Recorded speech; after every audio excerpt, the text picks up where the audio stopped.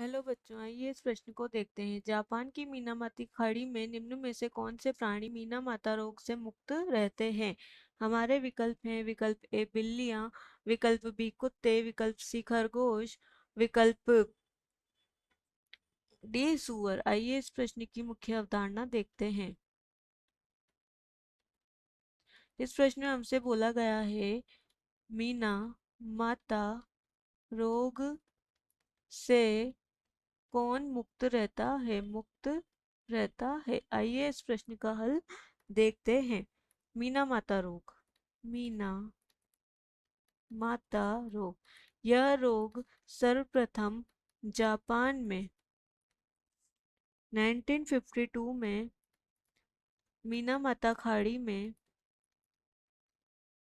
देखा गया था। यह जो रोग था, जब मीना माता जो खाड़ी है वहां पर HG यानी कि पारा जो है वहां पर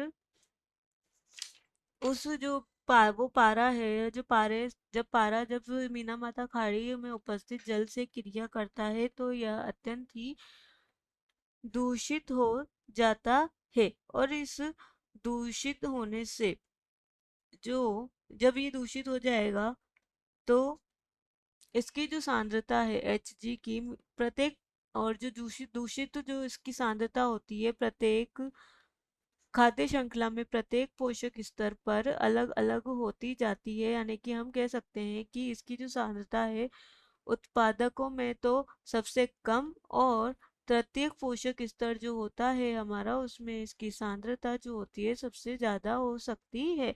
इसी को हम क्या बोलते हैं? इसी को हम बोल सकते हैं जैव आवर्धन। जैव आवर्धन में क्या होता है? जैव आवर्धन में जब स, जब जो भी ये मीना माता रोग है जिसके कारण ये होता है, यानी कि HG की, यानी कि हम बोलते हैं कि जो दूषित मछलियां होती हैं, इसमें खाड़ियों में दूषित मछलियां होती हैं, और इन मछलियों को खाने से ही मीना माता रोग होता है और उसकी सांद्रता प्रत्येक पोषक स्तर में बढ़ती जाती है।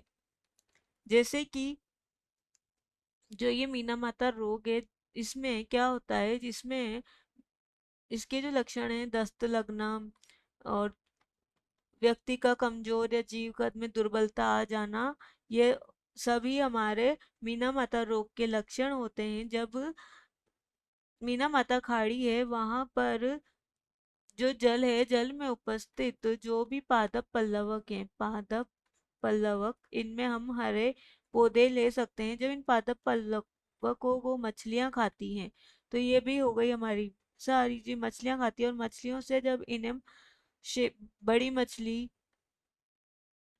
या सांप खाते हैं, ये हो गए हमारे तृतीय उपभोक्ता। यहाँ पर इसकी सांद्रता जो है वह सबसे उच्च रहती है, और पादप पल्लव की जिसे हम उत्पादक कहते हैं यहाँ पर इसकी सांद्रता कम होती है। अतः जो मीना माता खाड़ी है वहां पर जो बिल्लियां हैं, क्योंकि मांसाहारी हो गई तो यहाँ रोग नहीं होता। कुत्ते ये भी मांसाहारी हो गए, और सुअर ये भी मांसाहारी हो गए तो ये तो नहीं होते। हमारा जो विकल्प सी है खरगोश, ये होते हैं हमारे शाकाहारी, जो कि मीना माता खाड़ी रोग से मुक्त रहते हैं। अतः हमारा इस प्रश्न का सही विकल्प है विकल्प सी। आशा है कि आप इसे अच्छी तरह समझ गए होंगे। धन्यवाद।